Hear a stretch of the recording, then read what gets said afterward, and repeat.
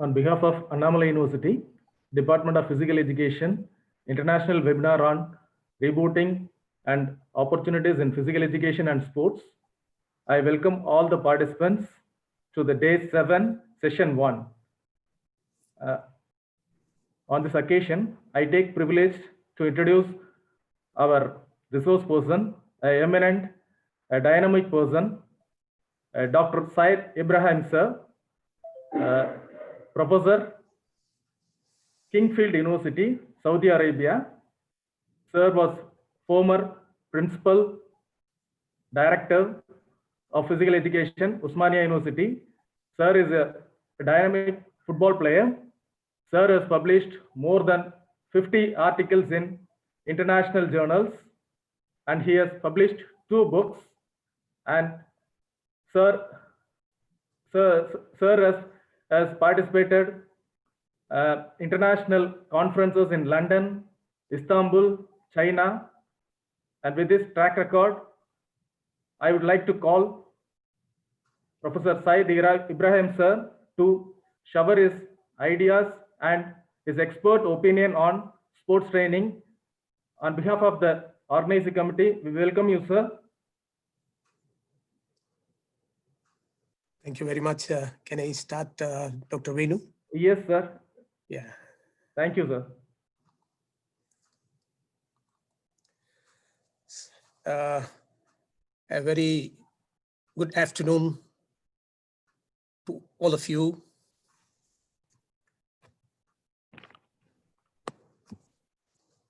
Respected Dr. Selvam, Professor and Director of Physical Education of Annamalai University, Dr. Sramanan and Dr. Venu was just taking care of this international marathon webinar, which is being organized by the Department of Physical Education, Annamalai University. And this is a faculty development program. Absolutely, I appreciate the efforts of the Physical Education Department to update our professionals. In this scenario, webinars are there to stay because of the pandemic. And they have become the order of the day. The trend is now the webinars. And in this direction, the department has taken the right path in organizing this international marathon webinar. I understand, because the 7th day, I understand. I really appreciate their efforts. And as you know, I will be sharing my thoughts. There is nothing new. Each one of us as professionals in physical education have undergone training, everything, learned many things, but because we are not repeating ourselves. So that is at the back of our mind. But when somebody is trying to, project something, you recall it. It's nothing, it is retention and recall, what we call in psychology. So I think there's nothing new, but only it's a refreshing one. It's just like a refresher course for this faculty development program. And I really like to share my thoughts on sports training. And as each one of us as professionals know, that physical education is an eclectic subject, a subject which takes its principle from everything: medical science, pure sciences, social sciences, arts, management, engineering, and you name anything, it is there. So we take our principles from all these areas, and it can be said that physical education is a complete subject because it takes everything from every aspect of the areas. And as physical educationists, we should be proud of ourselves and we should be on the top of the run. Now, this is the right situation because everybody right now worried about the health. The pandemic has given such a chance for us that the challenge which was there has now been accepted, and then everybody is now thinking about health. because without health, I don't think anybody can survive. That's what I say. Health was at the base of life, and everybody was not realizing till this pandemic came. So now everybody says health. So it is the right time that we take care of this situation and try to project ourselves on the top of the run. I think because, most of the academicians don't look upon the profession, our profession. They don't look, they look down. But right now, everybody has realized that it is health, which is very important. And as physical education, it's our role that we need to take care of it and try to project ourselves and tell them that our profession is the best profession. So, gentlemen, I'll be sharing some of the thoughts on the sports training. And training is also, I said, a part of physical education. And right now, in the pandemic also, we need to train. Maybe not outside, but inside. We need to train, keep our body, because human body is made for dynamism, locomotion. We need to move. Taking rest is unusual for our body. That's why movement is the password. We need to move. That's why training is very essential. So I'll be just sharing some thoughts on the sports training. Now, the first aspect is, what do you understand by training? It is organized and systematic, instructional, repetitive process. You need to practice. Maybe it is a skill. Maybe it is something. Every area, they say train. An individual is appointed for a job and immediately he's sent for training. What does that mean? That means he should get acquainted with what is going to happen in his job. So like that, the doctors, when they get the degree, the 6 months later, they go for internship. What do you mean by internship? It is a practical application of what they have learned in their medical science. So this is what we need as, we define as training, a repetitive practice of the skills. And what does it do? It enhances one's ability with regard to maybe physical, psychological, intellectual, or any other component of the human aspect. It may be physical because we are dealing with physical education and physical body, it develops. And as physical education is, it's not only the physical, it is also the brain and the brawn, even the psychological aspect and the intellectual, the social, the emotional, every aspect is covered as a aspect of an individual in physical education. So training is nothing, it is a repetitive things. You need to practice. You learn a skill, try to practice it so that you become perfect. Once you become perfect, you need not to worry about it because it becomes automatized. There's a phase in the body called as automatization phase. How it comes? It comes through practice. Number of times you do it, maybe 100, 200, 1,000 times, and you become a master. And sports is no different when it comes to training. So any training which is done in sports is called as sports training. It's a process of preparation of sports person to attain the highest level of performance through regular, systematic, and scientifically planned training program. There's a program. Of course, no doubt, we have two aspects, physical education and sports. I just want to clarify the point. Physical education is broad-based. Sports is a part of physical education. Aims are little different. Sports is performance-oriented. It is restricted participation-oriented. Everybody cannot participate in Olympics. Only few selected. And performance is the criteria there. And it needs practice. Number of hours, 8 hours, 10 hours. So not restricted to time. You need to practice long hours. But physical education doesn't say that. Physical education says it is mass participation oriented. Everybody from a child to a veteran of 100 years can participate in physical education activities. And it is health oriented. We are connected with only our health. We are not I mean, we need not to worry about our performance. And apart from that, it is time limit, restricted, 1 hour maximum. Here I will give you a small example. I bought a new car and Dr. Vinu bought a new car same day.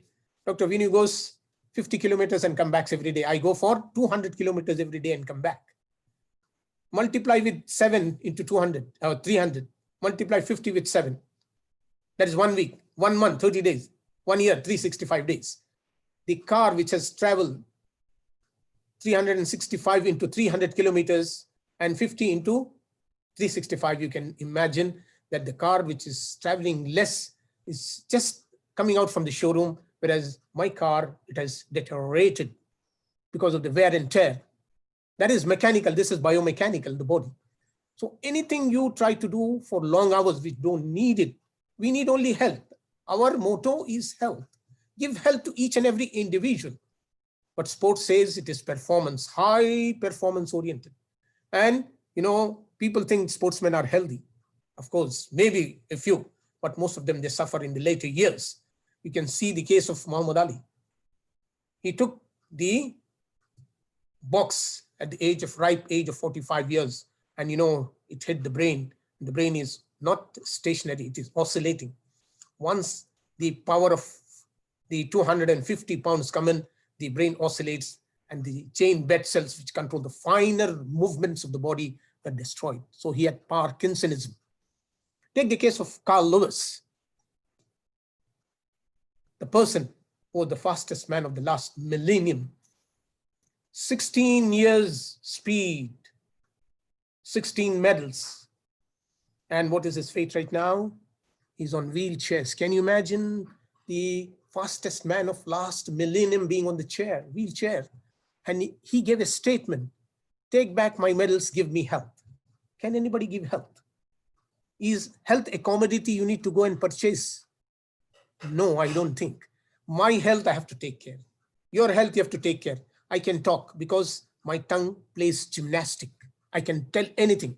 I can advise, but that advice is not for me, for others. So you need to take advice, but you need to follow. People think that if I exercise, I have to go to the gym or do something. It is just a punishment for the body. It is not like that. In a day, we have 24 hours, and then we need to spare at least half an hour for our body, for exercising activity. How much that it works out? Maybe 0.5%. Can we not spare 0.5% for our body? So that is what is called as training. So I was just talking about the sports and physical education. As physical educationists, we are bothered about the health, main components, the health-oriented components. In fitness, we have the health and the skill-related components, of course. So health-related components, we need to keep, updated.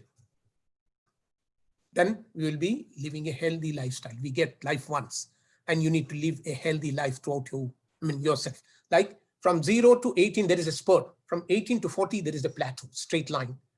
And from 40, veteran stage, what you call it, down to death is a downhill.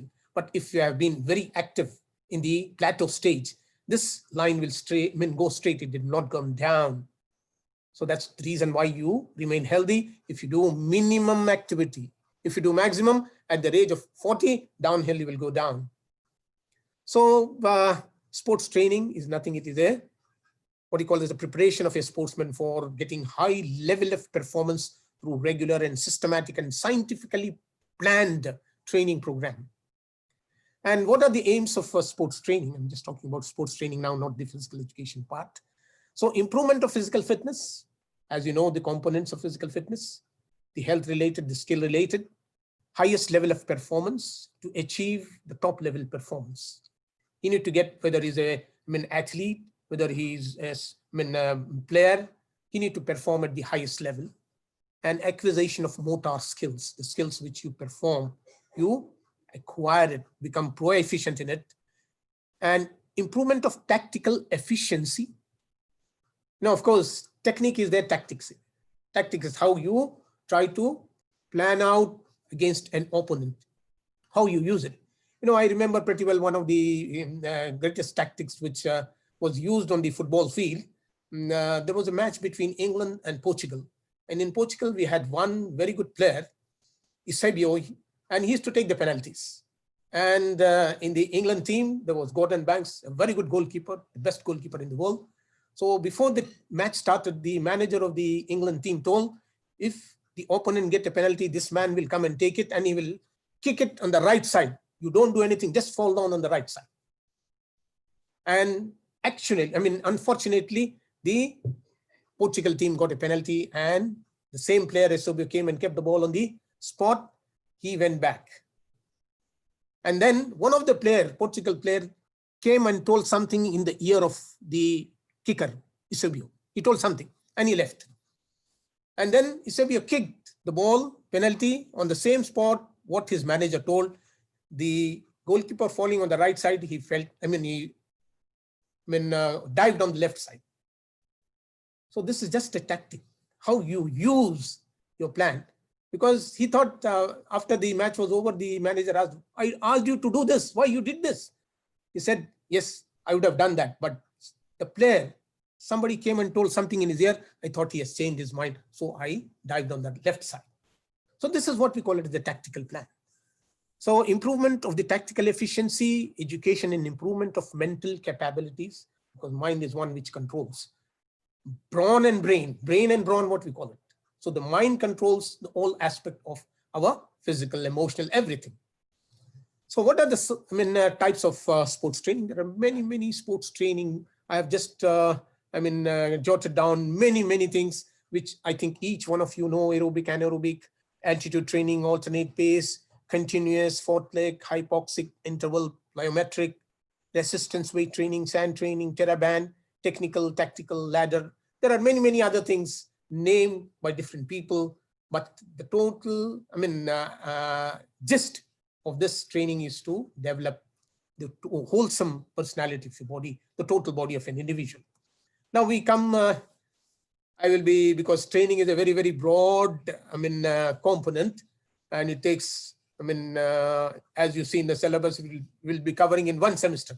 And so we cannot comment and try to do it in a small 45 minutes. This thing, it's just, I'll be concentrating on the principles of training. What are the principles involved in training? Not the other aspect like, the periodization where we have meso, macro, meso, microcycle, competitive, other things. I'll not be dealing with that, but only on the principles of training. There are a few principles of training which we need to go through that. So what are they? The first one is a frequency. Frequency, what do you mean by frequency? The rate at which something occurs or is repeated over a particular period of time. How frequently do it? So the basic health related fitness, you need to do 3 to 4 times per week. The greater the aerobic component of event, the more frequent training. Aerobic, what do you mean by aerobic? It is the cardio, the heart, where it is said that 20 minutes and above, when you work out continuously at a moderate intensity, the heart or the cardio system is affected. Less than that, there is no effect.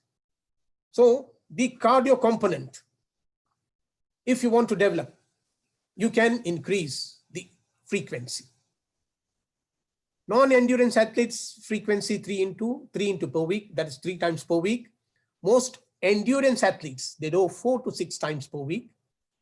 Dangers of overtraining, as I've already explained to you: injury, boredom, poor technique, burnout. So these are the dangers of overtraining.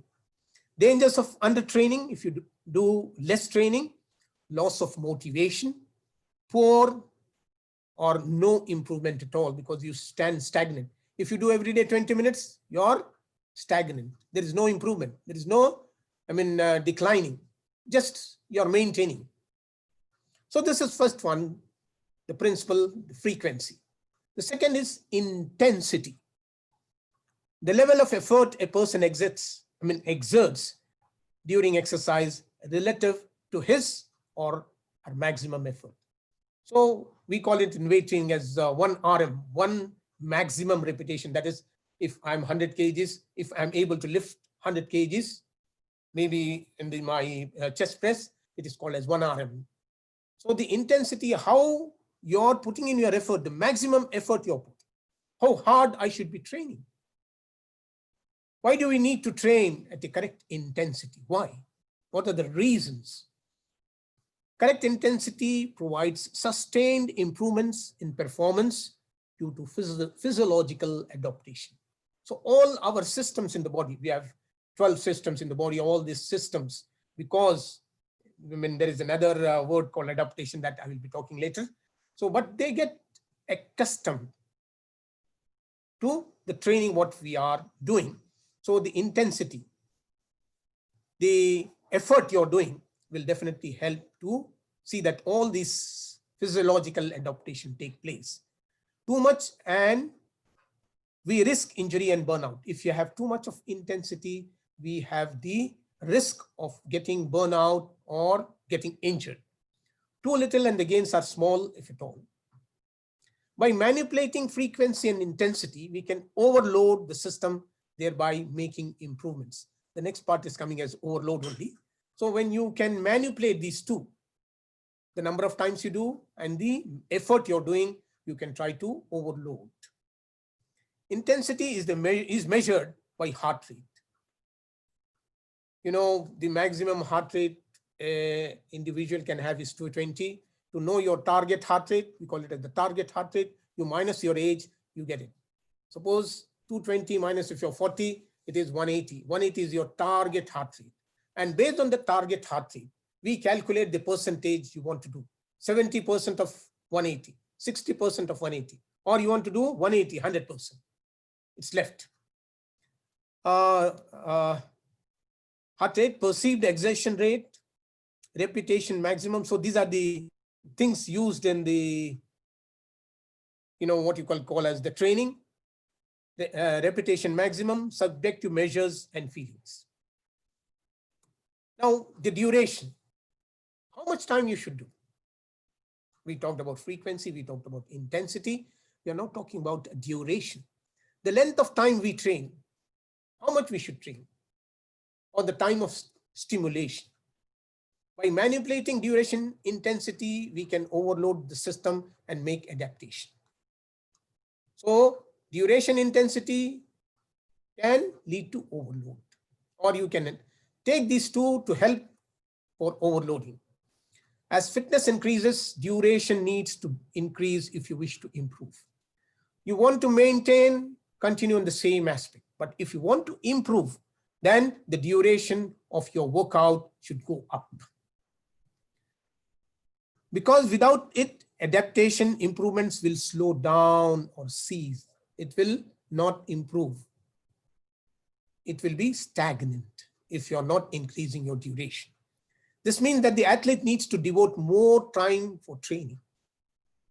So if you want to go for elite, high performance, you need to have duration more. But if your aim is for health, you can stagnate, you can retain at a particular time. Not necessarily that you need to increase. But if you're a sports person training for highest level of performance, you need to increase your duration of time. Then we come to the next part of it, which is what we call it the overload. We were talking about intensity and frequency to give overload. What do you mean by overload? To improve, athletes must continuously or continually work hard as their bodies adjust to the existing workload. That is, I can climb the first step. I will not go directly to the 10th step. Can we? No, I have to climb the first, go to the second, third. So this is what we call it as adaptation. So overload is not from 1 to 10. Slowly you need to increase your load to see that your improvements are stabilized. So foundation principle behind all training programs, overload leads to training gains. If you overload, I'm doing 10 now, the next week I can go for 5% increase, 15, next week 20, like that. I go on increasing, I overload my program. My program makes me overload the weight. The higher the level of conditioning, the greater the overload required. If you are, you like to have more conditioning, or more performance, then you need to go for more overload. By varying the frequency, duration, and intensity, we can apply the overload. So overload depends on three aspects: the intensity, how hard you're doing, the frequency, the number of times you're doing per week, and the duration, the time you're doing in a session. So overload will help you to improve your performance. Then we call it as another one principle, specificity. What do you mean by specificity? Training in a manner that is applicable, appropriate, and course specific in order to produce the desired outcome. You know, when we go for research, we have different principles wherein you try to apply it, and it will help you. So specificity is doing to a particular thing, appropriate, which is appropriate for my improvement. If I want to improve my cardio, I should go specifically for aerobic. If I want to improve my speed, anaerobic. My muscle tone, weight training. So specificity. You get what you train for. I train to improve my cardio. I have to go for specificity. The workout which helps to enhance the cardio. You should train the energy systems. The energy systems of our body, the metabolism, the anabolism and catabolism, the making and breaking of energy, the energy system, ATP, CP, and the Krebs cycle. The muscle groups. You know, each one of us know that our muscles, they are having agonist and antagonist. And we need to train both this. If you develop the bicep, you need to develop tricep, quadriceps and hamstring. If one of those muscle is developed stronger than the other one, the antagonist, then the problem arises. The weak muscles, you start getting pain. This is imbalance of muscle. So muscular development should be the agonist and antagonist. So both we need to take care.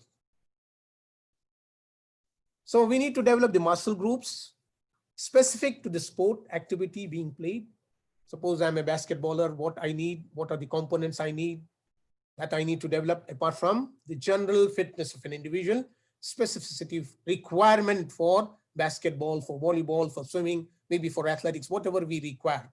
That specificity we need to follow is one of the principles, specificity. Then we go for the adaptation. The process of the body getting accustomed to a particular exercise or training program through repeated exposure. So we need to adapt. Like I was telling, you climb the first step, go to the second step, third step. When you're in the first step, you're doing for a week. So adaptation takes place. Your body gets accustomed, acquainted to that particular, load or intensity, duration, whatever it is.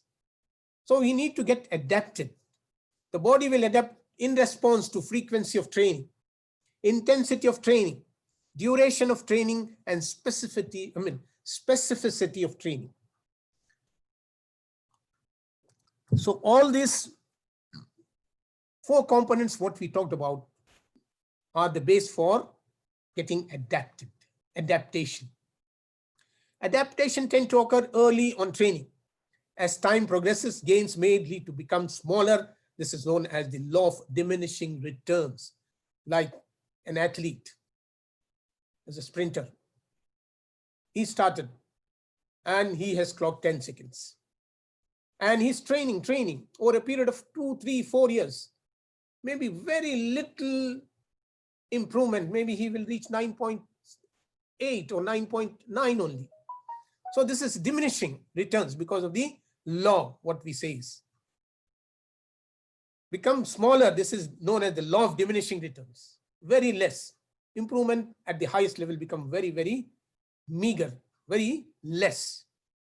You need to increase the level of overload as the level of improvement, conditioning increases.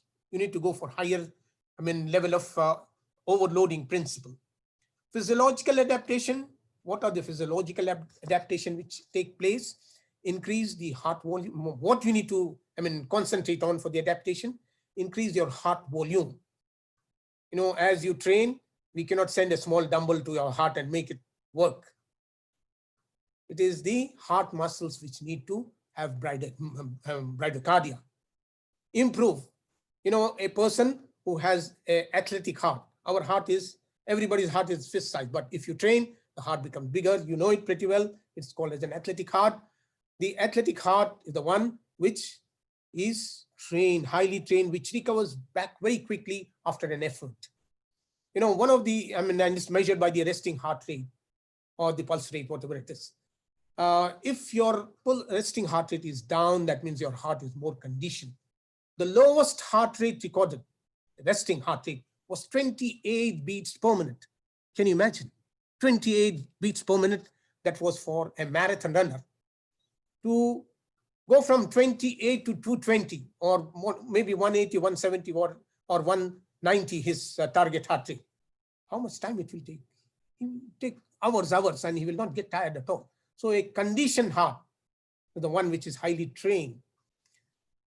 Increase lung volume, because to release the energy, we need oxygen. Because oxygen is the one which combusts or works and releases the energy at the side level. So if you have more lung capacity, then more air will go, more oxygen is utilized, VO2 max, what we call it. More slow twitch muscle fibers should be developed more. Increased blood volume.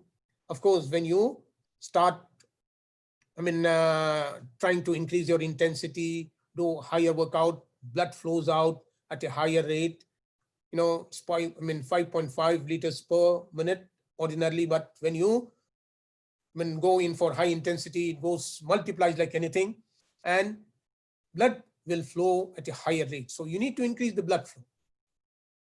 And increased RBCs, because RBC is the one, the red blood corpuscle there at sides, which carry the oxygen, become oxyhemoglobin, and they carry the oxygen to the cell. So these are the things which you need to concentrate for physical adaptation. Then regularity. The next principle of training is regularity. How regular we should be. Regularity is closely linked to frequency of training. The number of times you train, frequency we talked about in the first part of our principle. It is said that if you're not regular, you tend to lose whatever gains you have. You will go back to square one. So regularity is very important. You need to train unless you have some kind of a problem. But at that particular point also, it is said, if you're an elite athlete, that particular part which is injured or having a problem should be given rest. The other part should be made to work out, so that the individual doesn't suffer. Go back to square one. So regularity is very important. Adaptation will not only be achieved if training is regular. So adaptation cannot take place because you're not regular. There has to be a consistent, regular exercising of muscles and energy system if you want to improve. So improvement totally depends on the regularity of an individual. The moment you try to give a gap, you go back. No doubt, we need to take rest. Recovery is also important. So all the athletes who are elite, they have 1 day off. Why? To recover back. Some of the trainings, sports training, which you indulge in, they require at least 48 hours to recover back. The soreness and other things, they need rest of at least 40. It is said that there should be a balance between work and rest. In 24 hours, 8 hours we sleep, 8 hours we work, still we have 8 hours left at our disposal. So 8 hours of compulsory rest is essential. If you don't have 8 hours of sleep, man becomes imbalanced. Even his closest friend, he comes, if you're not sleeping 1 day, the whole night you don't sleep, and next day morning, your closest friend comes and talks to you. You say, get up, because you become irritated. There is no balance in you. So regularity is very important and rest is also important. Then we go for the reversibility, the next principle. An athlete can lose the effects of training when they stop and can gain the effects when they begin to train again. So there is a reversibility also. Of course, regularity is important, but reversibility is also there, but it will take little time. Immediately, there will not be any result. There may be a down when you start a program and in between you land into trouble, but you took rest, you have lost whatever gains you have. But once you start again, you get reversibility. That means you gain back whatever you have got. The longer the build up, the slower the loss. So if you have taken a long time to build the macro cycle, the cycle which is very big to build up all your components, the physical, the mental, the aspect, whatever it is, the training program, in the periodization, the macro cycle, big cycle, if it is longer for building up, then the loss will be very, very slow. It will not be as fast as the others who have started just and then they have taken a rest or had stopped it. So reversibility is always there. Then variety, the next principle, what we are talking right now will be variety. The type, the number of different exercises you perform for a specific exercise type. For example, the number of different cardiovascular exercises. We have number of exercises to improve our cardio. We have step, we have what you can call it, doing on a treadmill or elliptical or cycle, whatever it is, or swimming continuously. So we have variety of exercises to develop one component or one variable of our body. So you can go in for variety because sometimes it happens because man is always moody. Sometimes this may not be, he's doing every day the same, he gets, monotonous. So to have variety to change, you can go for any other workout, which is specifically trying to develop that particular part like cardio. So variety is the spice of life. You eat every day a particular type of food, and one day, if you go to somebody's, party, you have a different thing and you feel very happy because there is a change from monotony. You enjoy it. So this is the spice of the life, variety. What are the advantages of variety? Improved motivation. You get highly motivated. Prevent boredom, that is monotony. Help overcome plateaus in training. Plateau is straight line. So once you start training, there is a plateau. And once you want to improve, you should have to go up step. The plateau is to go up, increase on the next step. So this variety will help you to overcome the plateau. The straight line, you will go up if there is variety. How you will add variety to the training? What are the ways? You can add circuit training, where you have many people in a group, because you get motivated when people are along with you, because man is a social animal. He likes longest company, maybe at home with family, friends. But of course, nowadays, the pandemic has made us social distancing. So, and then running in new location or with people, trying to change the venue of your training. Every day you're training in the same venue, try to change somewhere else. So that will add variety to your training. Playing different games at training. If you're doing athletics, you can indulge in handball, in basketball, volleyball, to change, have variety. So this is another principle which is important in the sports training. Now, we go for a little away. Now the general principles of training are over. Now, generalization before specialization. We want to specialize on certain things, but we need to have first generalization. Then you go for specific. From quantity, you should get to quality. The core fitness components which you need to take care in generalization before going to specialization is the cardiorespiratory endurance. Your heart and the lungs, cardiorespiratory. I'm not calling cardiovascular. Cardiovascular means heart and the vessels. Here, cardiorespiratory, heart and the lungs. So that endurance, you should not be fatigued. You should delay fatigue. Both your heart and lungs should be conditioned, and you should have strength. Strength is a very, very important aspect of the human, variable. The muscles, where do we have strength? We have strength in the muscle. Imbibe strength because of the muscles. And if the muscle have the tone, the strength is measured with the tone of the muscle, how hard your muscles are. So if your muscles are strengthened, having a tone, basically you have strength. And any effort you do, the muscles take the effort. If they are strengthened, they will take the effort. If the muscles are weak, the muscles cannot take the effort will go to the joint, you start getting pain. So this is the philosophy of physiology, what you can call it. So you need to develop the strength. And then flexibility. Of course, the Creator has done a fantastic job of making the human body structured in such a way that at every point you have a joint. Fingers you can bend. You can bend the wrist, elbow, shoulder, neck, back, knee, ankle, foot. Everywhere there are joints. So these joints help an individual to move. Imagine if there were no joints in our human body, how we would have been? We would have been moving like this, straight body moving like this.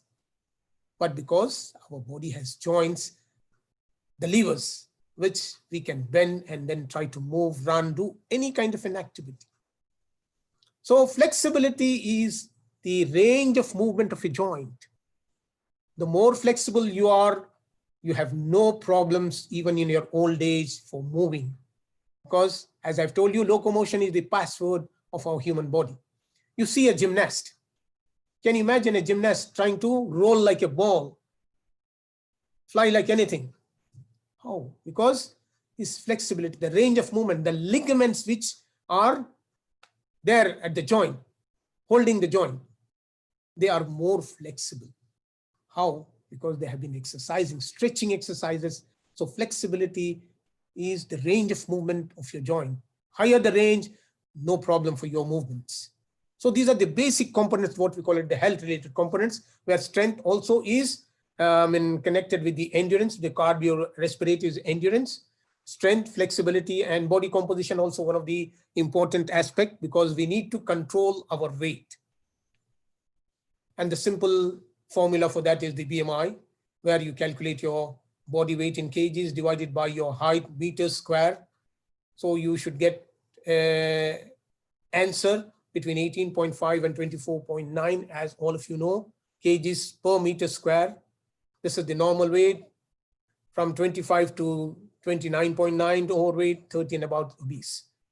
So if you control your weight, you're the happiest person in the world. You can move, you can do anything without putting any outward effort on any part of your body. So this allows for greater, so it is important before skill specialization. So you need to develop these core fitness components before going for specialization. This allows for greater quality and quantity of practice. Then group and individual training. We train individually, we train in group. What are the advantages? What is advisable? Advantage of training in a group. There is a friendly competition within the group. Motivation of a group is there at the highest level. Support from the group. Information goes out to the whole group. It's team, it is team bonding. So there are certain advantages when you are practicing with friends in a group as a team. There are many studies which show that there are improvements when you're doing a training with the teammates. And if you're doing individually, it doesn't have much effect. But it depends on a various aspect. It is not necessarily that one study, when it has pointed out this, it is only the advantages. Everything is there. Some of the studies, they corroborate. They say, no, it is the individual. So here, what are the advantages of training as individuals. You can receive specialized training depending on your skill or fitness profile. So a coach or a trainer can concentrate 1-versus-1, not in a group. He may not be able to see everybody in a group. You can train where you are at, single. You don't need a big ground or this thing. Like, in this pandemic, you're alone, you can train at home. Be safe and train at home. You can work towards individual goals. You set your targets, you have your aims, try to reach, you can reach it. So this is the advantage of working out in a group. Now, there are, I think I just jotted down types of training, number of training are there. And every individual, he tries to invent a new training. But basically the fitness training, what we call it, is many are there, but I have jotted down these 5, which I think if time permits, I will try to put some light on a few of the training aspects. I think I still have 13 minutes left. Am I Venu, Mr. Venu? Venu, I think I have 13 minutes left. Okay. So types of physical fitness training. We have strength training, we have agility training, we have circuit training, we have interval training, we have continuous training. The types of physical fitness training or categories provide a methodological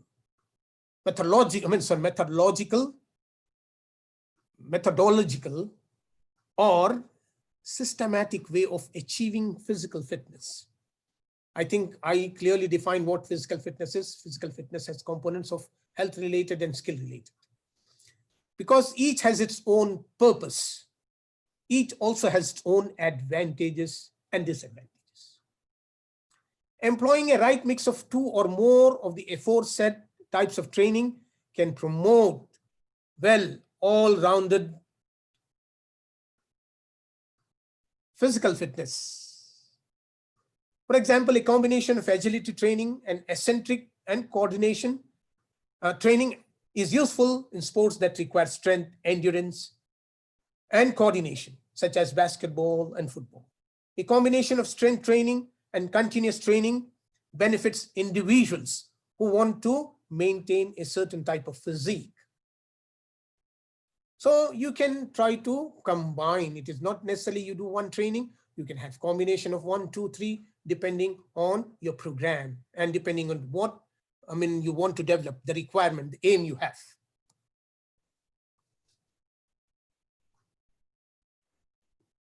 Now, in the methods of training, if time permits, Mr. Venu, can I go ahead? Yes, sir. You can proceed. You can go ahead. Okay, thank you very much, Mr. Venu. Tell me when I should stop it, okay? Okay, sir. Okay. Thank you very much. Nice of you. So methods of training. What are the methods of training? What do you call as methods of training? They are form of exercise that is performed. In this methods of training, we have, I think I told you, I'll be dealing with the first topic is the continuous training, continuous. So what do you mean by continuous training? It's a form of exercise that is performed at a continuous intensity throughout and doesn't involve any rest periods. Like we call it as aerobics, where you have no rest at all. You start and at the end, you will only take rest. In between, there is no rest at all. It is a continuous process. And it is said that in aerobics, you need to start with 20 minutes at a moderate intensity, not necessarily very slow, not very necessarily very fast. You need to be at a moderate intensity, depending on your target heart rate. You want to go for 30%, 40%, depending. As I've told you, target heart rate is nothing, 220 minus your age, you get the target heart rate. And based on that target heart rate, you can calculate your percentage of workout, 30% of your target, continuously. And continuous training is designed to improve cardiorespiratory endurance and muscular endurance. So these two aspects are developed in the continuous training. Common continuous training activities include aerobics, jogging, running, cycling, swimming, jumping rope, rowing machine, elliptical, treadmill, aerobic dance, aqua aerobics. Of course, people who are obese, for them, the best thing is cycling and swimming or aqua aerobics, because you can see whatever activity you do on the land, your vertical, your body weight is on your legs. So if you're having more weight, your knees and ankle will complain, why more weight for us? And you start suffering musculoskeletal problems. So for them, when you do swimming, your position from vertical changes to horizontal. And water is having more resistance than air. When you walk or run, air resistance is less. But in swimming, you have to overcome more resistance. It's just like doing weight training. So people who are obese need to concentrate on the swimming and aqua aerobics.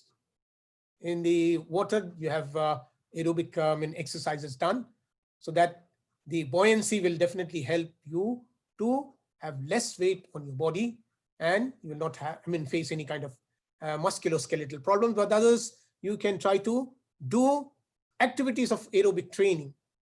And mind you, when you do aerobics, kindly keep it in mind, there are many things, like I've seen many people wearing a t-shirt of 5,000 rupees, but shoe 50 rupees.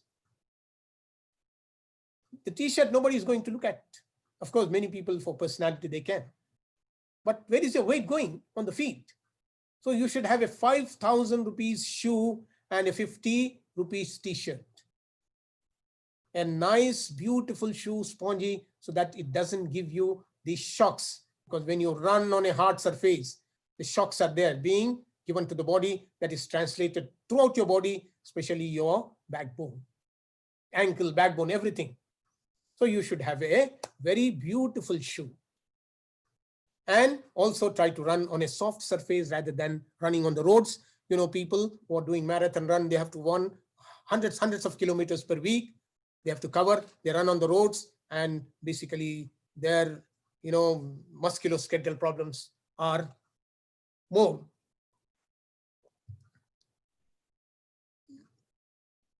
So this is continuous training, and then application of frequency in the continuous training. Health-related fitness training frequency should be 3 days per week.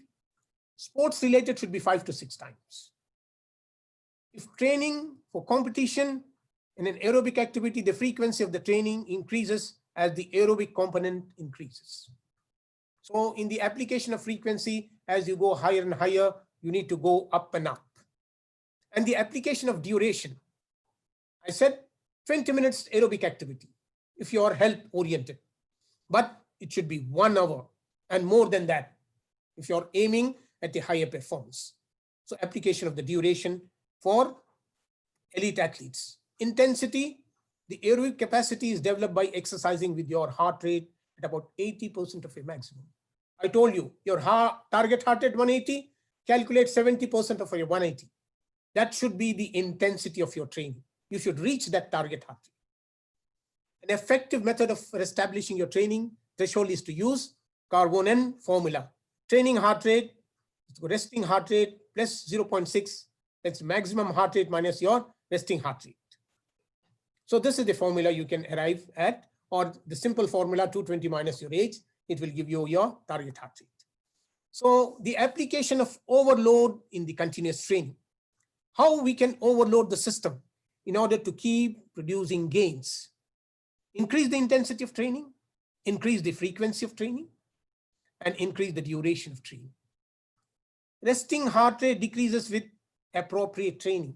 As you train, your heart gets adapted, and your resting heart rate from 72 beats normally, it will come down to 60, 50, 40. The lower the heart rate, resting heart rate, the better is the heart condition. Get into the target heart rate zone quicker, which means you can train for longer time in the zone. Now, continuous training summary, principle of training, application, frequency 3 to 5 times per week, intensity depending on the age, your target heart rate zone, it ranges between 133 and 182 beats per minute, ranging upon your age. If I'm young, my heart rate will be target heart rate 182. If I'm little older, 130. It is the range depending on your age. And intensity, the target heart rate is between 142 and 154 beats per minute. The duration of session up to an hour or more. So continuous training, how you will apply overload to his training. Increase intensity, frequency, duration of training. Consequently, adaptation will be made. The key is to regularly ensure overload is being applied. Try to see that you try to increase the load every single session. No, it's not single session, every single week, depending on what your aim is, your target. Measuring your, and so the key is regularly ensure overloading is being done. Example, measuring your resting heart rate and recalculating your target heart rate. Maybe after 1 week, your resting heart rate comes down. So calculate your target heart rate based on your resting heart rate. It is important to realize that this assumes that medically the person can cope with the training. That means a person has got the ability to train hard, reduce his resting heart rate. So this is one training. I just took it, and I think I will try to put a few studies which are been done by the researchers on various training. Here, the high interval intensity training. The studies, these are all 2019 training. Effects of strength training on Olympic time-based sport performance, a systematic review and meta-analysis, where they have done training and they have improved. Effect of in-season circuit training, and effect of sprint interval training on body composition. So all these studies, there are hundreds of studies done by various researchers on different training modes, and they have come to a conclusion that they are improving.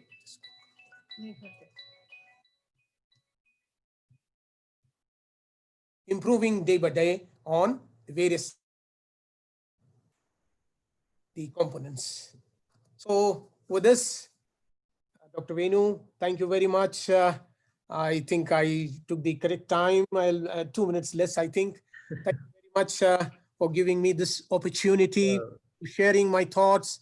And maybe I have not done anything new, just a repetition, but I could meet my professionals. I really feel happy to be a part of this marathon international webinar. Thank you for the authorities of Annamalai University for giving me the opportunity to be with you and sharing professionally with all my colleagues. Thank you. Thank you very, very much. Thank you, sir. So the session was very informative. We have got a lot of information from this session.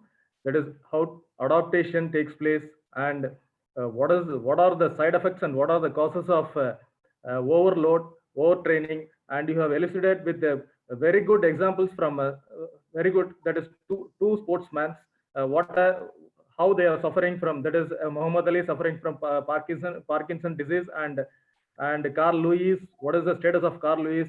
The examples are very suitable, sir, and the session was very informative, and we got a lot of information regarding training. A lot of examples were quoted, and this session was very informative to the participants. Once again, I thank you on behalf of our organizing committee. I thank you, sir.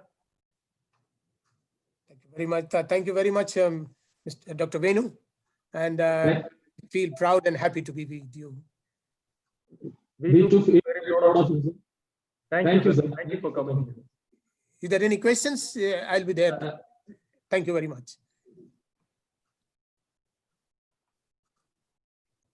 Because time, I had other training. I mean this thing also. But one question is there. Can you explain lactic training? I did you please. Yeah. There was a question. Can you repeat it, please? That is lactic acid threshold training. Static? Lactic acid threshold. Lactic acid, of course. Yeah, yes, sir. Lactic acid, lactic acid comes after the ATP and CP reserves are over. The Krebs cycle comes into play.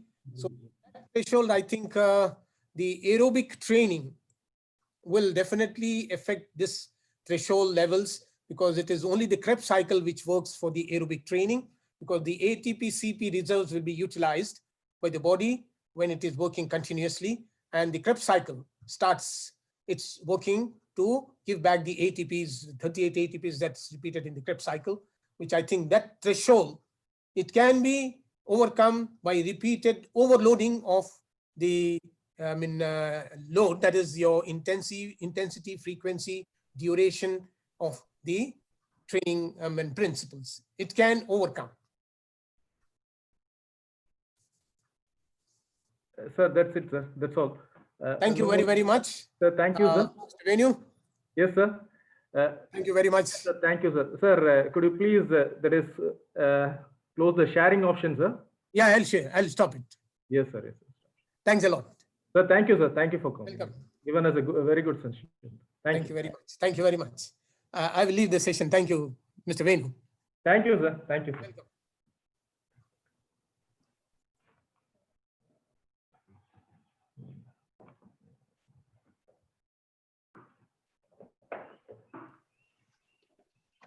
Shagir, are you here? Yes, sir. Yes, sir. I'm hearing. Welcome, Shagir. Yes, sir. Good evening, everyone. Now we are entered into section 2 on the International Marathon Webinar on rebooting and the opportunity of physiology. 7. We are successfully going to conclude the program today. On the behalf of organizing committee, Department of Physical Education, Annamalai University, I would like to extend our warm welcome to all the active participants and our special speakers of today.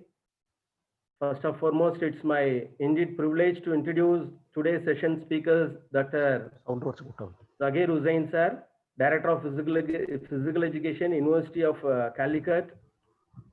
His contribution and service in the field of physical education light up the lives of many physical education students, scholars, and sports persons. He has published more than 25 research papers in the international and national level.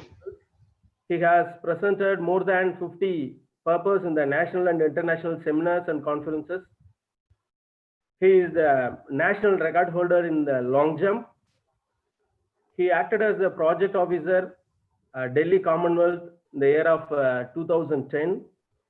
He is a research person and adjuster in many universities around the country. Presently, he is the Dean of Education, University of Calicut, Dean of Physical Education, Kannur University. He is the syndicate member of University of Kannur. He is the academic council member, Senate member, University of Calicut. And very happy to say he is the alumni of our Annamalai University Department of Physical Education. We are really happy to hear this, sir. It's our privilege to render our ears to listen his valuable words about the topic of importance of movement education in the curriculum.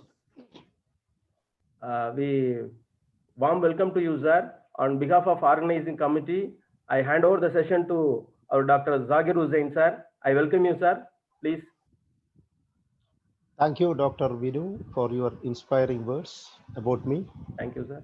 And respected Dr. V. Selvam, my teacher, and Mr. Saravanan, Dr. Saravanan, other distinguished guests, participants of this session.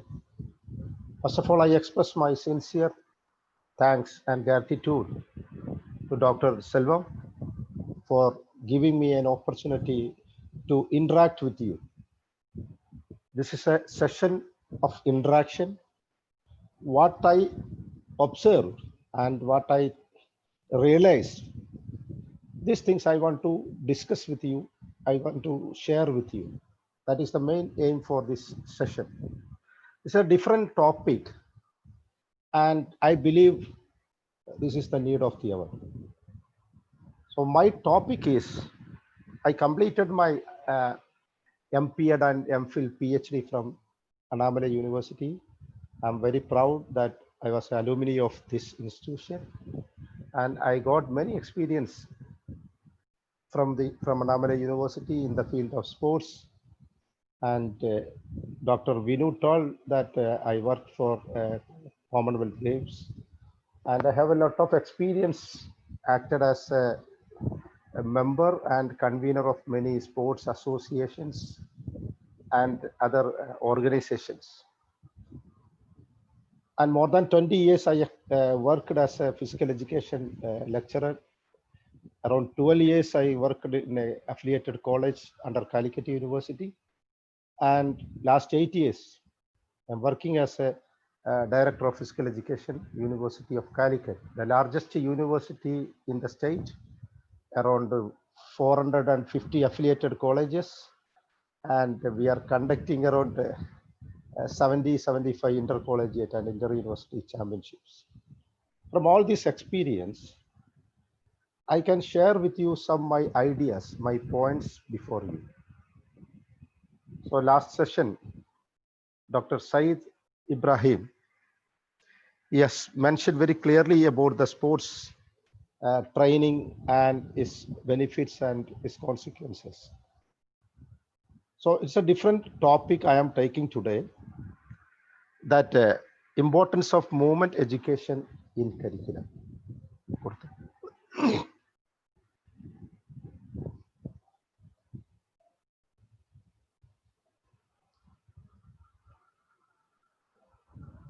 So here,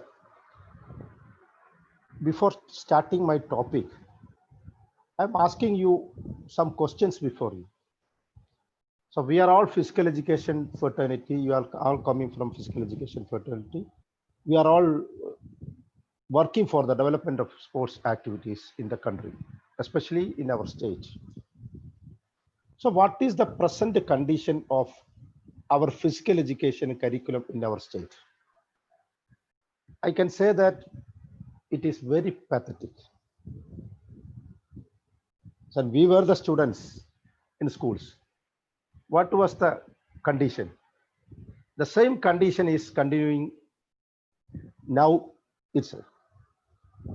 So we are having 2 or 3 hours for physical training program.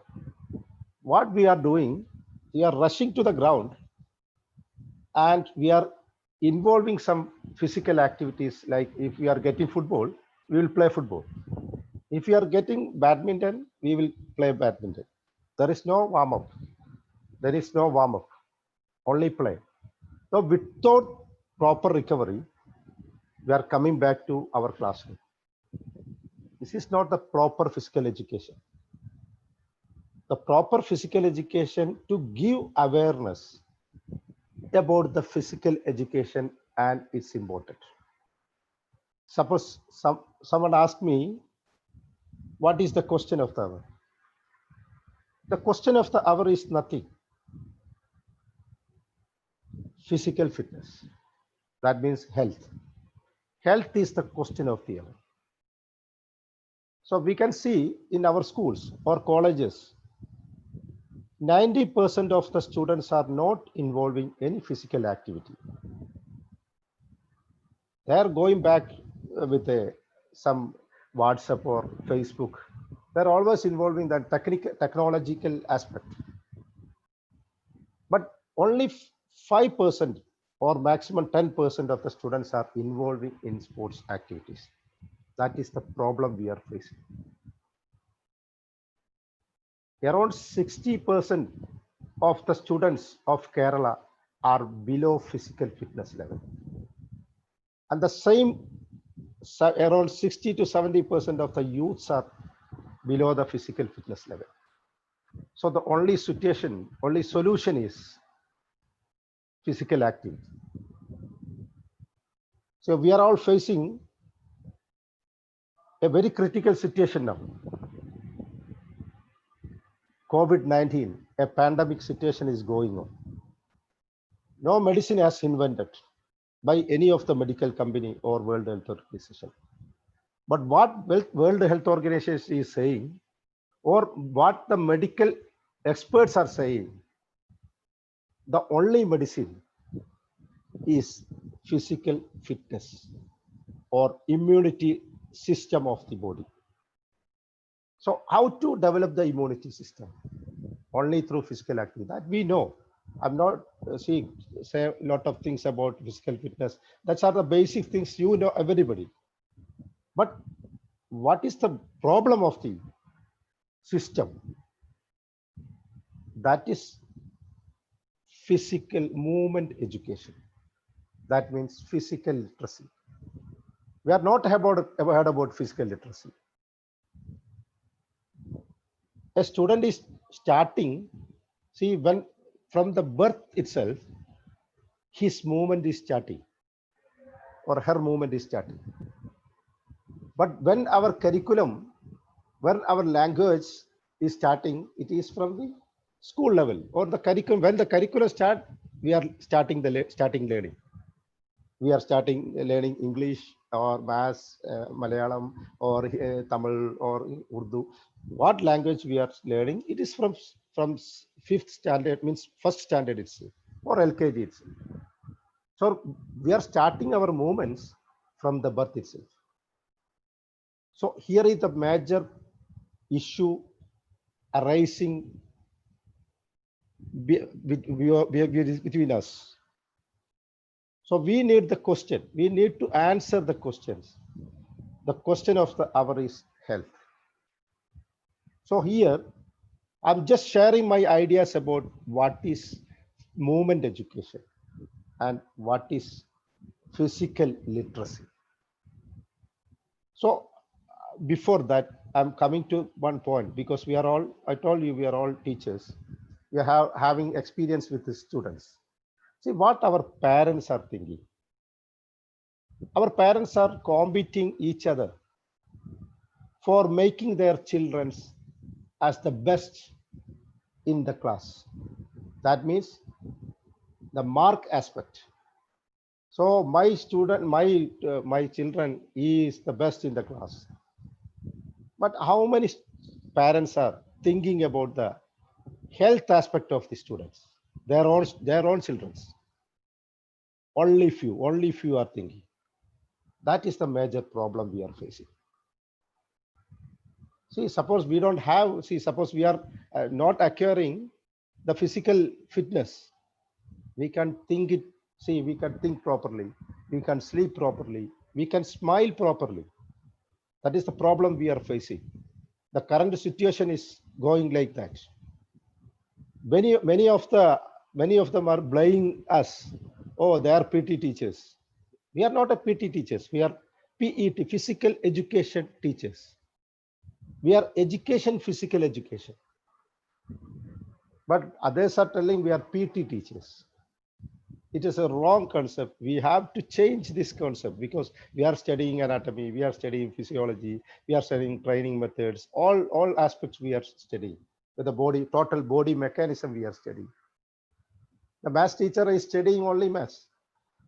The science teacher is studying only science, maybe in language or other. But he is not an expert in the physical activity, means physiology or physical exercise or nothing. So that's why physical education teacher is the most important aspect in a curriculum. But what our government is thinking, now we are in the back row. We are in the back row. The real thing is we have to come forward. The government has to realize the fact the health of a student is a vital part of their life. Then only we can achieve our goal. The society has to achieve their goal. We need an 100% physical literacy, or we need 100% physical education as in the curriculum.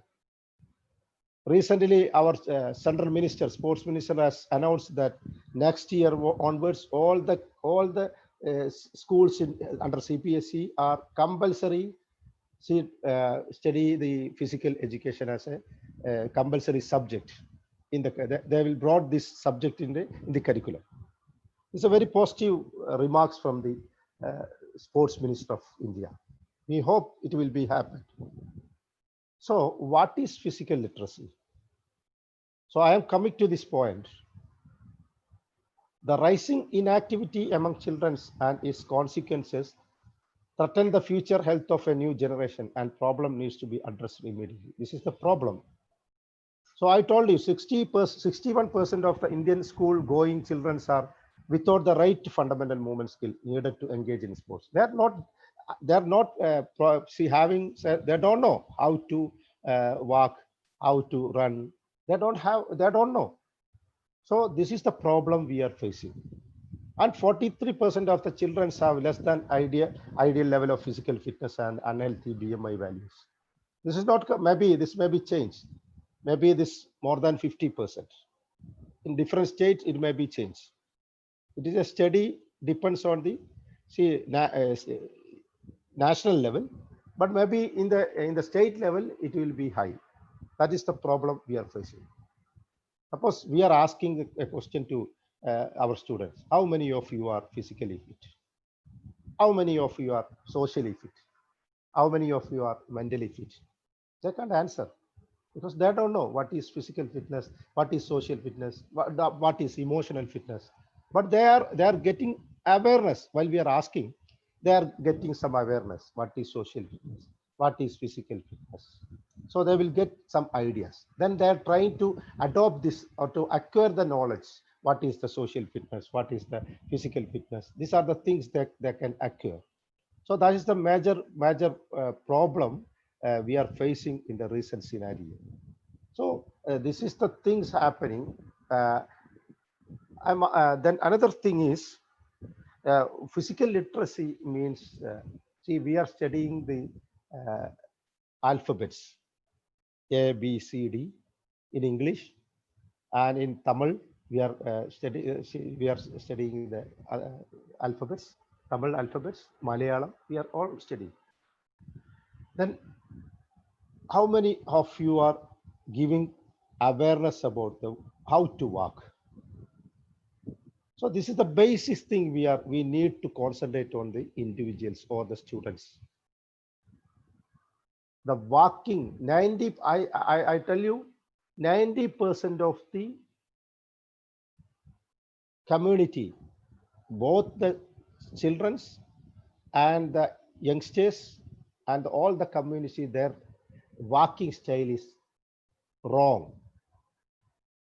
So how to correct the walking style or how to correct the skill? This is the major thing which we are introducing through physical literacy. How to walk, how to run. These are the basic skills, basic movements of an individual. How to run, then how to throw, how to catch. These are the fundamental movements of an individual. So the movements are wrong. So suppose many of them are walking, just their foots are outward movements. You are seeing see, these movements they're walking. So some of them are inward movements they are walking. But the correct walking style is their foot should be straight. So what is the difference? What are the advantages we are getting? Suppose we are walking in an outward movement. See the top level of this distance is here. You see the distance. So we are just straight the foot. The distance is little. We can save little distance. So suppose we are walking 100 meters, we will save 3 to 4 meters. So they can save 3 to 4 meters, and see the timing of the stride length will be less while compared to the style which we are wrong walking. So this is the basic skill we have to give awareness to the students in the early age. and to give instruction about how to run, the posture of the body, how to throw, how to catch. This is we can do individually, or we can do see some companions with us. These are the major exercises or the adaptation we are giving through physical literacy. So walking is the major thing in the physical literacy aspect. Walking and running, these are the things which we have to follow.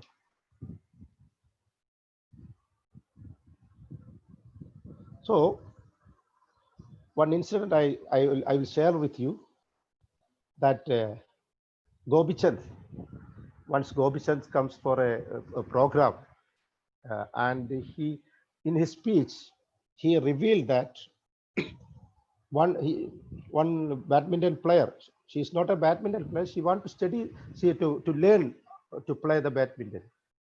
So she approached Gobichand, and he is testing, he is given some tests.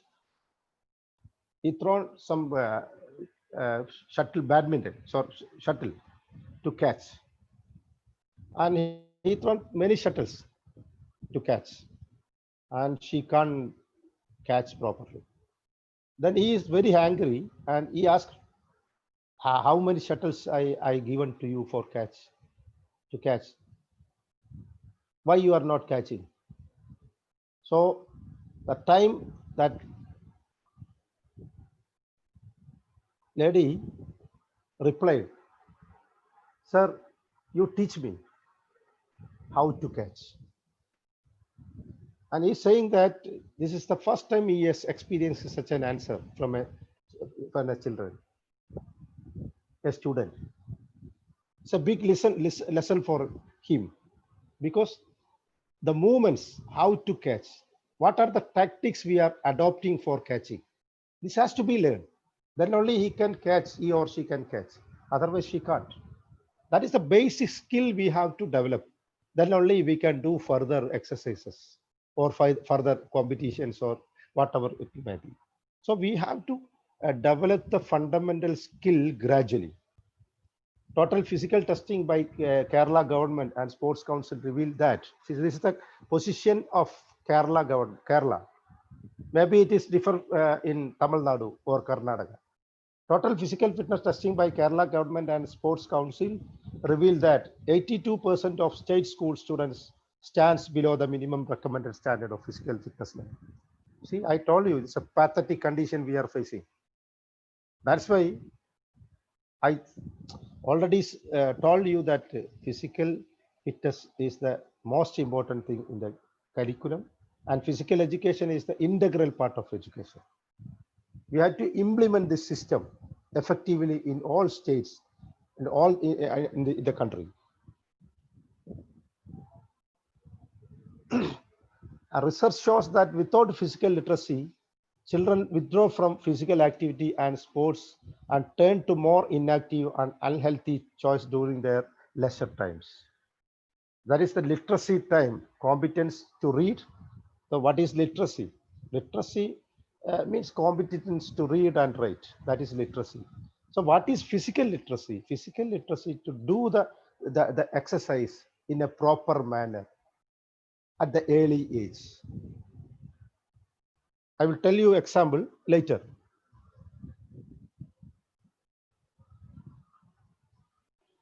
So these are the physical literacy is the competent to move, motivation to move, confidence to move.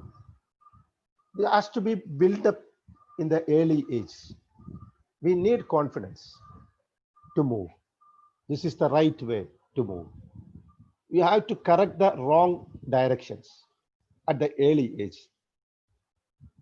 Then the competent to move. We have a competent and motivation to move. These are the things, basic things. At the early age, these are the things to combine together and give drills, training to the children. It will become, they will correct their, the problems which they are facing in their movements. Physical literacy is the motivation, confidence, physical competence, knowledge, and understanding to value and take responsibility of engaging in physical activities for life. The International Physical Literacy Association's definition. So what is physical literacy gives you? Physical skills and fitness. It gives physical skills and fitness. The attitude and emotion that motivate you to be active. That is the attitude of children. They should be encouraged with some trainings with the funny, and without boring we can give some trainings. With the companions or individual we can give all this type of exercise for giving. So their attitude should be positive to do some exercise. The knowledge and understanding of how, why, and when to move. We can say that when we want to move. So suppose we are going to catch a ball. So the time when we are going to move, when we are giving action to catch the ball. So these are the things, some imaginary picture the students can build up. So this is the intellectual level should be increased. Students' intellectual level should be increased. And the social skill to be active with others. One recent study, I just share with you one recent study happened, and it is reveals that two games are most important for giving at the early age. Two games.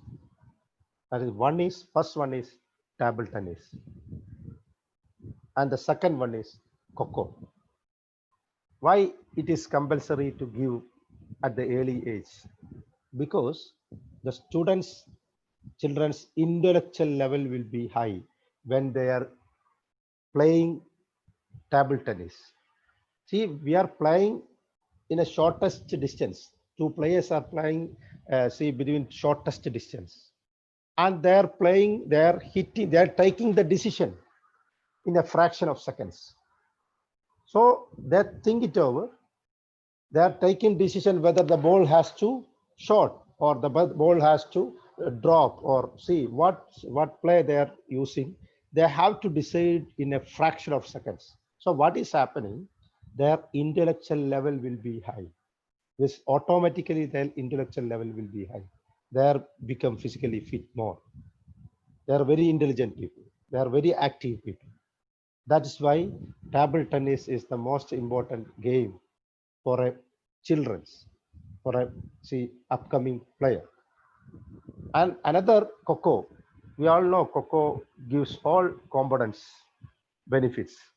It will get strength, speed, endurance, agility, coordination. All aspect will comes together for Coco play. So the two games recommending for the early age to give training.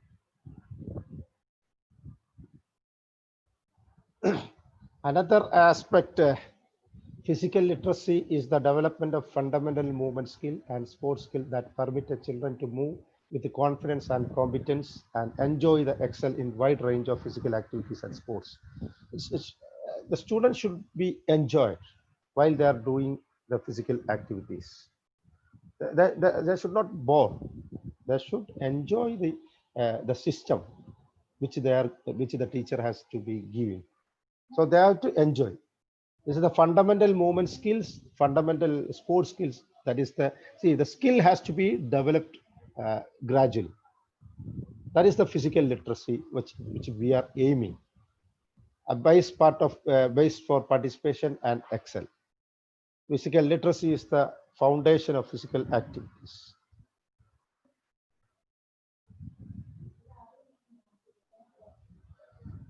And these are the fundamental skills which we has to give to the students at in the first standard or second standard or third standard. See, we are giving locomotor skills, that's walking, running, hopping, skipping, jumping, dodging. These are the locomotor skills. So how we will develop? The first standard we are giving the basics things. Then gradually we will increase the skills. When he is reaching the 7th standard, he has to acquire the full knowledge of walking. what is the current position, what is our posture, how we will step forward in each movements, and our running, hopping. This will be developed through so year by year, year by year. So when we are reaching 7th standard, we can have a full potential, full knowledge about the walking, running, hopping. So we will not correct any, we will not make any mistakes while doing these things. And stability skills, balancing, landing, twisting, turning. These are the things we have to learn from the birth itself, especially in the LKG or first standards. Some manipulative skills, catching, throwing, kicking, striking. These are the skills we have to develop gradually. See what the problem we are facing. So another question before you. Suppose in a school, one student is an outstanding student. His stride length is good. His running style is good. He is having good capacity, good running capacity, and he is having good endurance capacity. So he is having all the physical components. And we have selected the student in athletics or in football or in volleyball. You select in any game. You are thinking he is good for volleyball or he is good for athletics. Okay, let us see. Then we will start the training. The problem, you don't have the basic skill. Means we are not gathered. We are not, we are not learned the basic skill of the walking. We are not learned the basic skill of running. We have not learned the basic skill of hopping, skipping. So our movement is not in a proper way.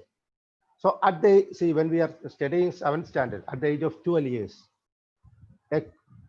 she is going for a training program. What coach should, he will give some drills and go ahead with this drill. But his basic problem still stands. What is his basic problem? These are the problems. You don't know how to walk, the correct walking. You don't know how to run. So he will take more than 1 year for correcting all these basic skills. Then only he can go for further levels. Maybe that time he will complete his +2 level. Then he go for another college, in college level for, that's in another place. Again, he want to continue same things. So his career will be finished. So if we correct all these basic skills, we can have, definitely we can achieve Olympic medals. Definitely we can achieve world championships medals and Olympic medals also. Otherwise, it is very difficult. I will say it is very difficult to achieve this medal for India. The basic problem is the skill development program is failure in our curriculum. So that is the important thing we have to learn, and we have to realize. And the government has to realize.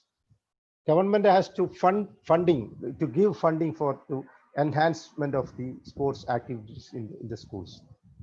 See, in my state, I will tell you, in my state, LP level, lower primary level, there is no physical education teacher.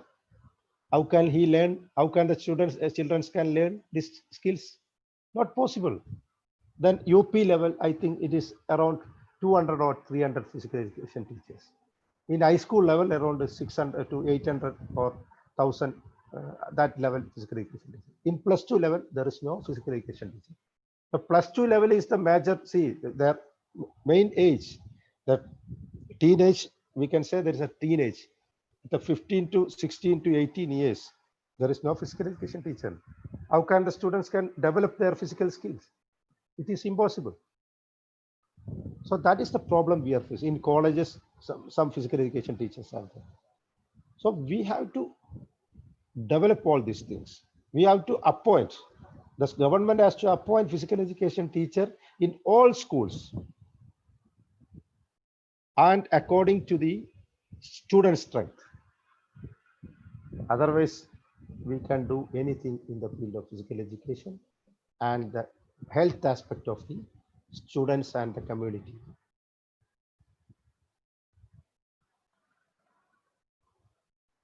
Now, these are the things. Some my trust. If you can't run, you won't take part in soccer, basketball, volleyball, track. And these are the basic things we are sharing. I am sharing with you: badminton, rugby, tennis. And if you can't throw, you won't take part in baseball, softball, bowling, soccer, volleyball, football, rugby. These are the things. If you can't swim, you won't be able to take part swimming, diving, water polo, scuba, kayaking, sailing, surfing. These are the things which.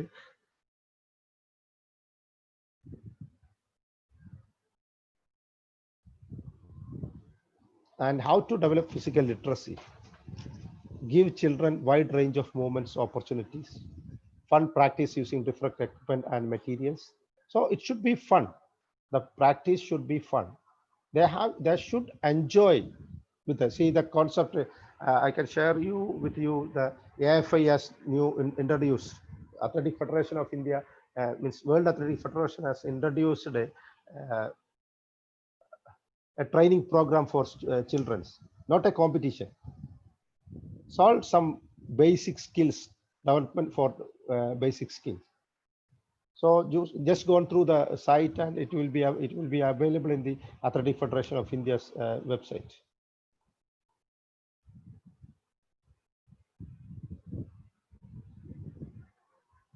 And many studies are conducted regarding the health aspect of the students, those who are studying in the state level schools and the CBSE, ICSE schools levels.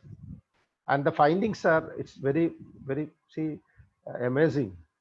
That means the findings that the students, those who are studying in CBSE or ICSE, the intellectual level is high while compared to the state level students.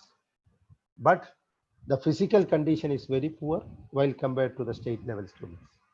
And the lifespan of the students, those who are studying in CBSE, is shorter than the state level students.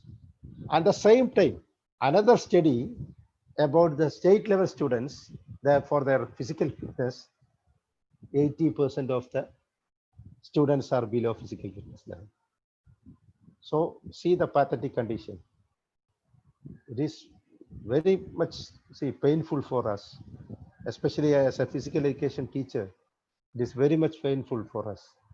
The community, the students community, and the youngsters and the old age people they are very much failure on the physical activities and the level of the physical fitness. This is the findings of the different studies reveals.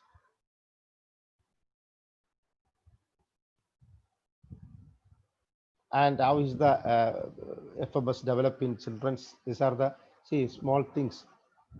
0 to 3 years, encourage early movements. Some movements we are giving. We are giving some actions, and they will follow the actions. These are the things we are. 3 to 5 years, expand on play and keep it fun. You play for fun. And 5 to 8 years, increase the focus on the fundamental movement skills, just to increase the fundamental skills. I told you from the first standard to 7th standard, the skills should be developed, increase, little bit higher level. So 80 to 2 increase more and complex skills as kids are ready. So we can go for advanced skills training, and after 12 years, we can go for specialize the games, either in football or athletics, whatever it may be, we can follow this. These are the physical literacy journey chapter to develop the activities from early childhood to up to 12 years. This is the physical literacy programs combined to 5 years to 12 years. Then after 12 years, we are going for the game-based competitions or concentrating on the specialized games. So up to 12 years, we are focusing to develop our skills. This should be implemented in the curriculum. Then only we can develop, we can become as a good player or we can make the students as a international standard player, and at least we can make them 100% physical fitness level. That is the important for physical movement education or the physical literacy aspect. This has to be implemented in our country. See, what we are failing, our countries don't have any sports policy. We need some sports policy. That is the failure of the state and the center. We are just selecting the teams 1 month before the competition, and we are giving training, sending the team to competitions. That is the most failure in our system. What Japan has done, they are announced that there will be the world champions. There will be the world champions in the 2032 World Cup football. They have started the system from 2010 onwards. The last 10 years they are going for the mission. So that policy they have framed, but we don't have any policy. We need to make some policy that should be compulsory and should be implemented in our country and in our curriculum. That is the most important things in the. And see, in schools, I tell you one thing, in schools, or if you are going for an interview, nobody will ask how many marks you scored in SLC examination or in +2 examination or in degree exam. Nobody will ask, but they will ask one question: what are the talents you have? The talent is important. Either he or she may be having good talent in sports or good talent in arts, dancing, music. Some talents may be different, but talent is a grace. So maybe it's for 10 to 20% students having this talents. So talent is important. The marks which is scored in the exam is not an important thing. What are the talents we have? Another study reveals that the best human resources in the world are South Indians. The best human resources in the world are South Indians, especially Kerala. See, suppose we are taking South Indians means all the South Indians people have their own capacity to solve the problem in an effective manner. That is the advantage for South Indians. You take any engineer, you take any carpenter, you take any local worker, you take any doctor, they are the best in the country, in the world. That is a fact we have to follow. So we have talent, but the thing is, we don't have the facility. So we need to create the facility. Then only we can change the situation. We can change the miracles. We will win Olympics medals. No doubt, if we implemented this program in the curriculum. But see, acceptance is the main problem. We are telling always, these are the things, but nobody is recognizing. But once they will recognize, and we can create our mission. We can implement this system, and the society will see better. They will be benefited through physical exercises and physical training. And India will be the #1 country in the sports arena in future if we implement this program. Physical literacy to physical education. I am just going fast. Physical education at a school is the ideal way to develop physical literacy in children. Physical education is the entry point for lifelong participation in physical activity. UNESCO recommend development of physical literacy through quality physical education to fight against physical inactivity related health issues. See, many countries are introduced this system long back. We have not started this system because we don't have the curriculum. We don't have the syllabus. So many countries are already started. Many years back, they are all Olympic champions. Those who are implement this program, the countries are Olympic champions. We are not implemented, we are not the Olympic champions. That is the difference between the other countries. In UK, the program is start to move. They introduced this program in schools. USA Nike designed to move. This is the name. And in Canada, CS4L, Canada Sports for Life. Northern Ireland Skills for Sports. These are the, see, many countries are introduced this program. Then there are the skill themes approach, production skillful movements, having competition in basic motor skills. These are, I already told you, this is the locomotor skills and non-manipulative skills, manipulative skills. These are the, see, some skills comes under this program. Movement concept in physical education. There's a space awareness that where the body moves, because the students has an awareness about where the body has to move.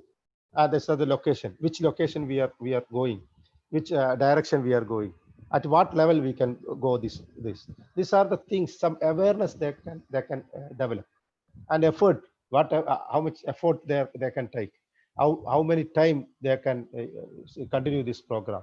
These are the things the students has to learn, and they will implement all this program. The relationship, the other, see, we are some games are playing with the partners, then they will make enjoyment. So it will develop automatically develop skills. The skills, teams, and movement concept can get together and integrated. These are the things I just go through.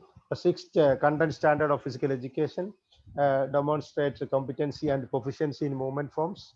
Applied movements concept to the development of motor skills. Exhibit a physical active lifestyle. These are the benefits of this through this program. Definitely, this is a most important program to introduce in the curriculum in the country, not the state. These are the some drills which we can go and implement in this program. It is the time for India to set up for its children's physical activity. Thank you. And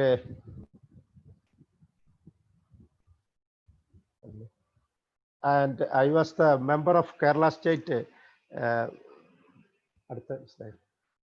I was the member of Kaiga Kshamata Mission. The Kerala government has to introduce in the schools. The report has already given, but unfortunately it is not in the scene. It is not implemented.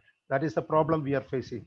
I don't know what about in Tamil Nadu, but we are already given to introduce this not this program, Kaiga Kshamata Mission, to give sports awareness to all the schools and colleges, and it is not implemented, unfortunately. But in my university, I personally take initiative, and I introduce one program, college fitness program. This program we are introduced in all colleges under my university. Around 400, I told you, around 450 universities in my university, under my university, and we are all giving this program to all the students, those who are studying in the university, and we are giving grace mark.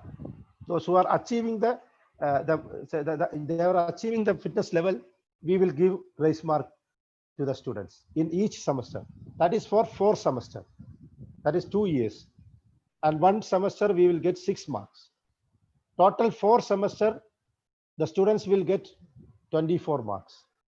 This is the program which we are introduced in my university, and now many university has approached me, and I given this document to many universities, and many universities has introduced this program. This is the program for giving fitness, to achieve the fitness level in a maximum optimal level of a youth. That means the students studying in the colleges are from the age of 17 to 20, 22 years. So definitely they want to achieve their physical fitness level.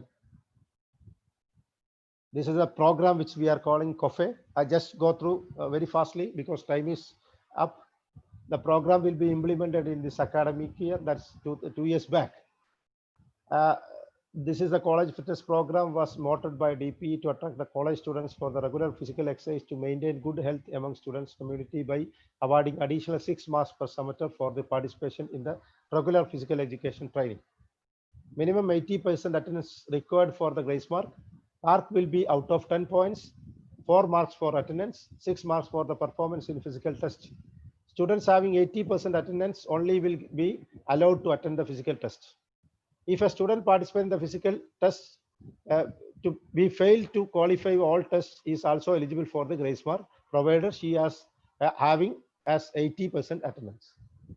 As students having 80% attendance does not participate or fail will be eligible to for grace mark for his attendance only. As students can select 6 items at his or his choice, and the points will be awarded out of 6 according to the number of items qualified as per below. 6 marks will be awarded per semester. A student has to appear 6 test items at the end of each semester, and the same test item will not be repeated in the consecutive semester. Mark for the attendance 80% and above, 4 marks, 10 hours per semester, only for first 4 semester. These are the marks which we are giving for point attendance, 4 marks. Yes, those who are having 80% attendance will get 4 marks. All the items qualified 6 marks, then 6 plus 4, 10 marks, that is 6 marks, converted into 6 marks. That is 10 point equal to 6 marks. This comes to accordingly 5, 4, 3, 2, 1, 0.5 marks. This marks are already given by the university in the last year onwards. Many students are they get opportunity to pass in the UG examinations also from through this mark. Maybe some students 1 mark short, he will benefited by this program. These are the item sit-ups 20 per minute. These are the some qualify marks we have put for men and women. We are giving, maybe this may be very different according to their fitness level of the areas or the state. These are the test batteries we are following. Around 30 test batteries are there. But differently abled students with 70% of the attendance have to write objective tests having 20 questions each carrying half marks. So those who are having differently abled student, they will have only theory papers, theory questions and their examinations. Every college has to appoint regular physical education teacher. That is the major point, main point. We have given strict direction to all colleges that every college has to appoint regular physical education teachers, satisfying the condition that up to 1,000 students, a teacher, and if about 1,000 must be 2 teachers. That is in the colleges. So this is the most important decision we have taken, because many students got opportunity to work in a college as a physical education teacher, as a contract in a contract basis, not maybe in the permanent basis, maybe in the contract basis. College where there is no physical education teachers appointed cannot have this program implemented. That is another major thing. They can't implement this program without a physical education teacher. A committee is to be constituted with 5 members. It's not a responsibility of a physical education teacher. It is a combined responsibility. The principal should be the chairman, and physical education teacher should be the convener, and 1 lady teacher should be in the committee, and 2 teachers nominated by the principal should be in the committee. These 5 members will assess the performance. If the qualification and the test, everything monitored by all these 5 members, and they will sign the mark sheet. 5 members should be signed in the mark list. It will send to the university. University will award the marks to the students. This is the program. If any complaints regarding the marks or something, a redressal forum may be constituted by the university and the college itself. So this is the some paper reviews for this program. Okay, anyhow, thank you very much, and I'm very thankful to the Dr. Selvam sir for giving me a chance to share some ideas with you all.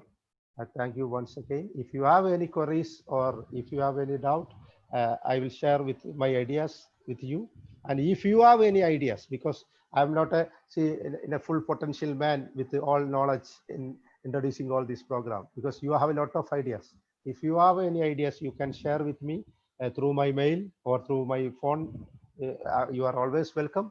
And if you have any questions, or if I have any doubt regarding this, I will ask you. On if you have any queries, you please ask me. Thank you very much. Thank you very much, sir. Dear participants, if you have any questions, kindly send to the chat box. Dear participants, if you have any questions, about this session, please share to our chat box.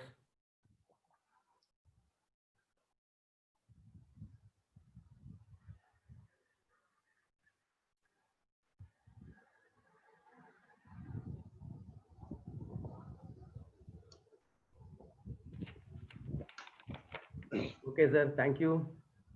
Yeah, I am just adding one thing.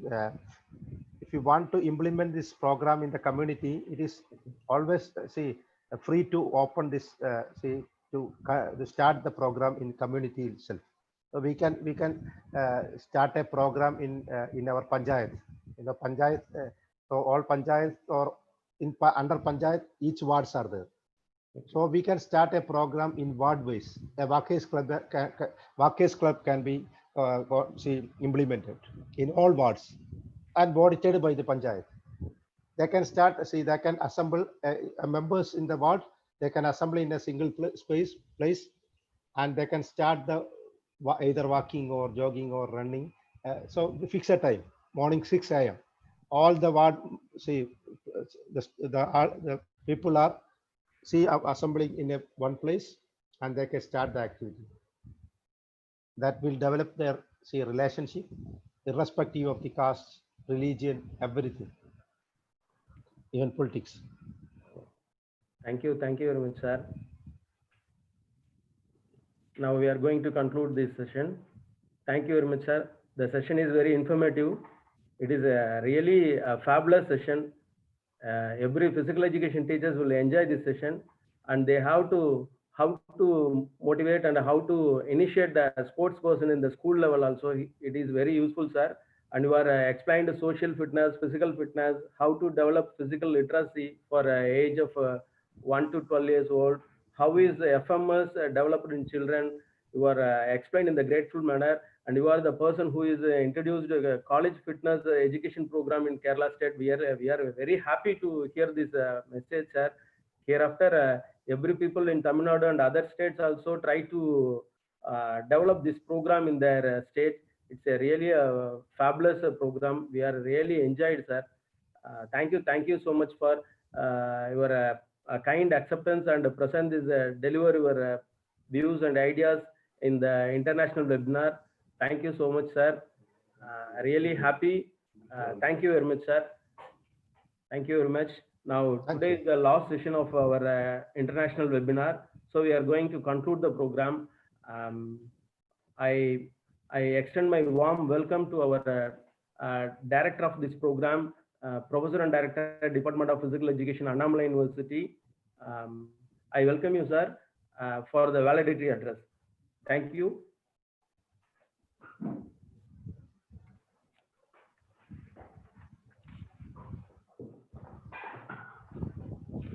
Good evening, all of you.